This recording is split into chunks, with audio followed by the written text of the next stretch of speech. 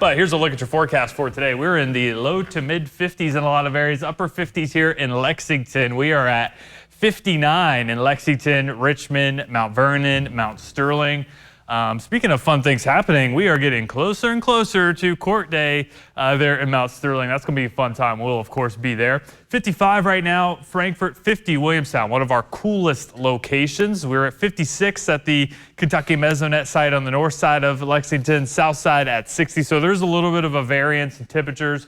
Cooler north side of town than the south side. 52 right now in Harrison, Mason, and Lewis counties. Southern Kentucky right now in the low 60s, if not the upper 60s, like in Pike County at 67. That is because cloud cover has rolled into those areas, and it's really the last couple hours that cloud cover has started to move in. That is ahead of a few very isolated shower chances there. Not everyone's going to see the rain. Futurecast does show what I think is likely to happen today very well. So mostly sunny skies through the midday, maybe a few clouds again to the south and the east of Lexington.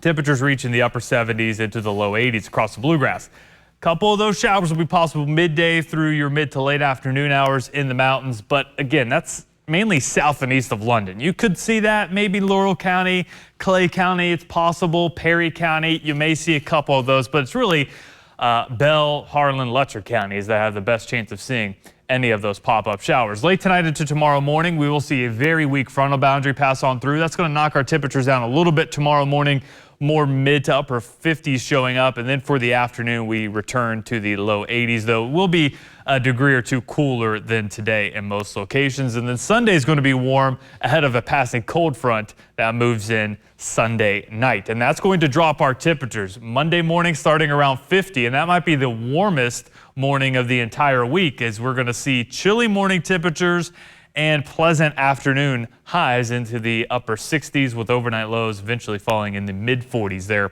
by Tuesday. And it's going to be the case Tuesday, Wednesday, even Thursday morning as well. So futurecast from a broad perspective this weekend, again, starting to warm up. We get that southwesterly flow Saturday into Sunday ahead of the cold front. Sunday night, that front moves on through. Quick chance of a shower or two late Sunday evening into your early Monday morning. But notice the temperatures, low 50s to start Monday, and then we'll struggle to get out of the 60s Monday afternoon. Tuesday morning starting off into the mid 40s. Again, chilly mornings, pleasant afternoons. Chilly mornings, pleasant afternoons. That's the forecast for next week, and we're not expecting any rain either outside of that Sunday night chance. So temperature outlook for next week, this is the 9th through the 13th.